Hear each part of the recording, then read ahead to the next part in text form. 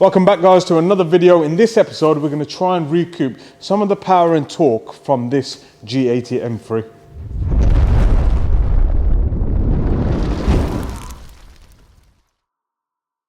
So if you haven't watched our other videos, you might want to go do that now. We have done a first drive review and also a dyno video to show the results of a GPF modelled M3 competition. So in the last video, our car made 484 brake horsepower, 650 Newton meters of torque. If you want to see the full video, click here. I'll leave a link up there for you to watch that. This car itself, it'd be interesting to see what it makes as standard, but today we are going to be tuning it, and we're tuning it in a way because the ECU cannot be unlocked and it can't be read and written to, so we're going with a piggyback module, and this piggyback module is very popular in the whole BMW range, and it is the Berger Motorsport JB4.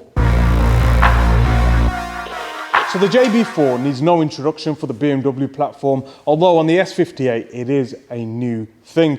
The actual JB4 itself is a piggyback ECU. It is a very advanced ECU, so it's not like a plug and play off-the-shelf item. It is something that's very customizable, and you can data log at a high frequency to get the most from it. It does tap into the turbochargers and also the map sensors to manipulate that data to increase the amount of boost and fuel required to give more power.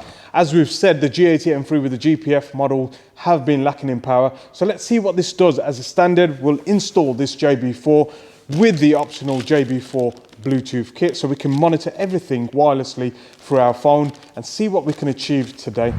So it's nice to see the G80 M3 becoming more popular and coming through with aftermarket parts.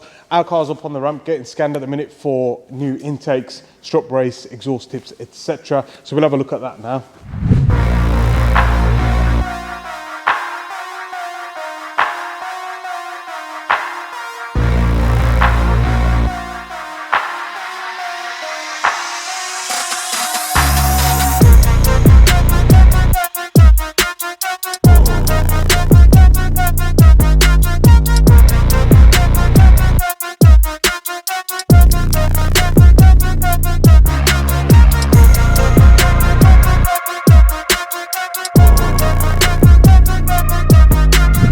So the original M3 exhaust comes with 100mm tip diameter. It is a sleeve nature, so the internal tip is actually 80mm, but Miltech have opted for 115mm or 4.5-inch tips. These are titanium in construction, so they will weather with heat cycle, etc. But let me know in the comments below as to what you think of them. So we have actually got our own race exhaust system being developed right now, and also some options for you guys for the OEM exhaust, which are some slip-on exhaust tips. These are handmade in the UK, and we have various designs that we will be releasing in the next video. But here's an example of our flame-tipped stainless steel and our satin finished 4-inch, which should fill out the diffuser really well and look really nice too.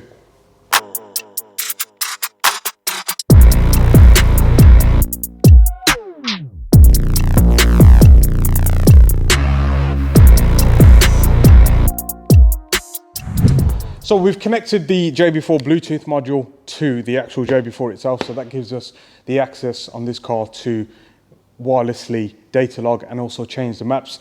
The actual JB4 can be set in map 0, which is completely stock, and also increments in boost in different mapping settings. The beauty of the JB4 is it's integrated with the MEF controller, so when we do go MEF development and have all the necessary parts for it, we can all integrate it into one. There's two connections, the actual T-map sensor, so there's two map sensors that pick up the boost on the charge pipe and the intake manifold, and two wastegate connections for either turbocharger. So this in itself is the signals that the car receives, as well as a CAN line through the OBD, so it can regulate temperatures and turn on when the car gets up to temperature, etc. As I said, this is one of the most advanced piggyback ECUs available for any platform, let alone the BMW platform. So it'd be interesting to see what it makes. The guys in America have tested this on various USA variants and worldwide variants, but not on a GPF vehicle as of yet. So again, it'll be interesting to see what it does as a standard without this connected, and then when we're changing maps as to what the incremental power increase is for the G80 S58.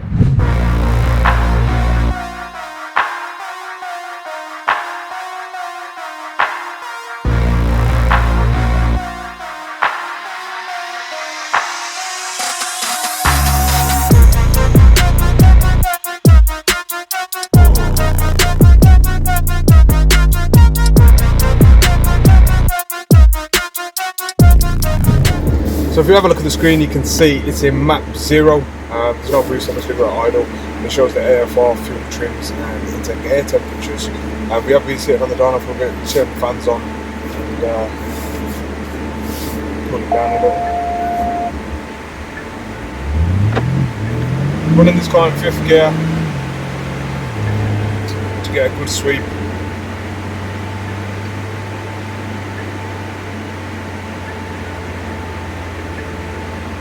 So when we did the dyno video on our car, you would have seen intake temperatures did start to rise, and that caused a bit of timing problem. I think these cars run quite aggressive timing based upon the boost. So let's see what this one does. Map 0 with the JB4 on. Completely stock car, 99.1 fuel. Just press the start login.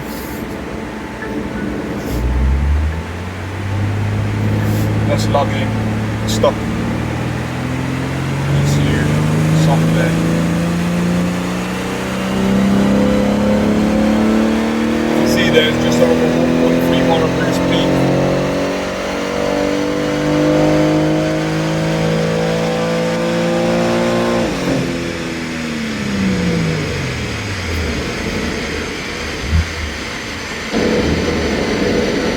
Intake temperatures rise up to about 34 degrees where it's nice and settled. It is about 18 degrees today itself.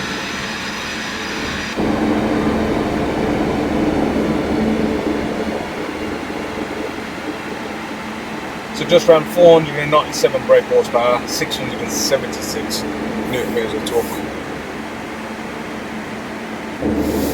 So we're just putting it in map 1. It's about 3 psi over target.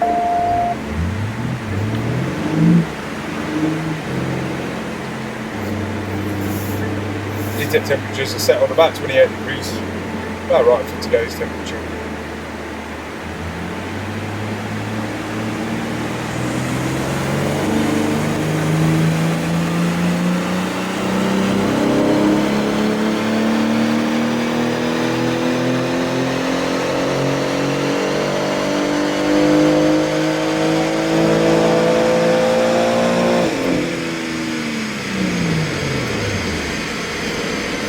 So that's map 1, just over 1.58 bar boost, say 1.6 bar boost target. Intake temperatures look nice, timing did pull a little, but again we'll go over the data logs to kind of show you the differences as well as the graphical data as well.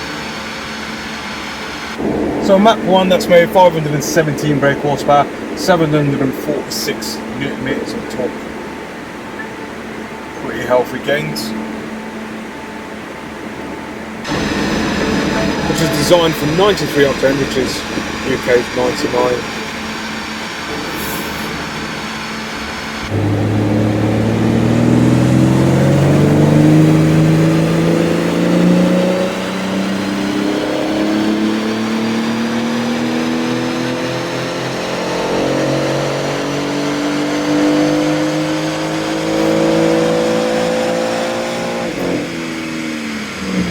Map 2, just over 1.7 bar of boost target. Intake temperatures did start to rise. So on map 2 made 526 and 747 torque.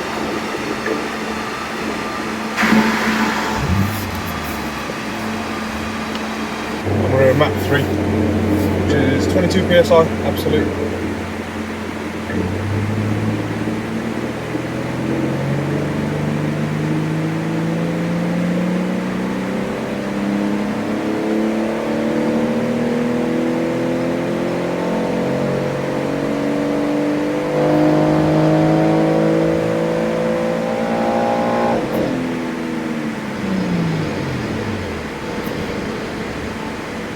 Map 3 and 4 are kind of maximum boost target tables, less manipulation of the trims. In map 3 is made 513 brake horsepower, 692 newton meters, a nice smooth power curve and looks like lower torque, which is 23 psi.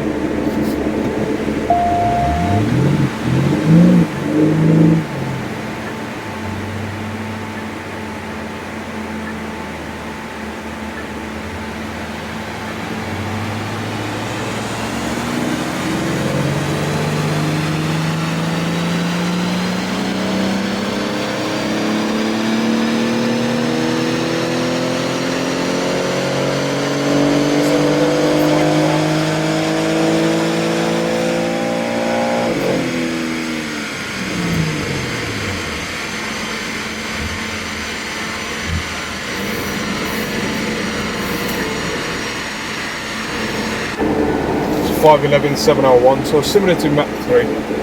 Smooth, progressive power, low torque.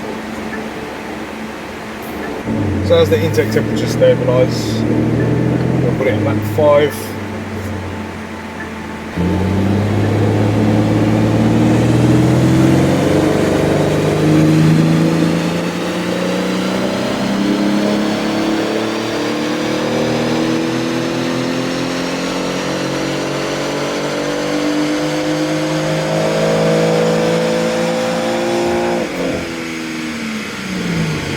Final results: 532 brake horsepower, 727 newton meters of torque.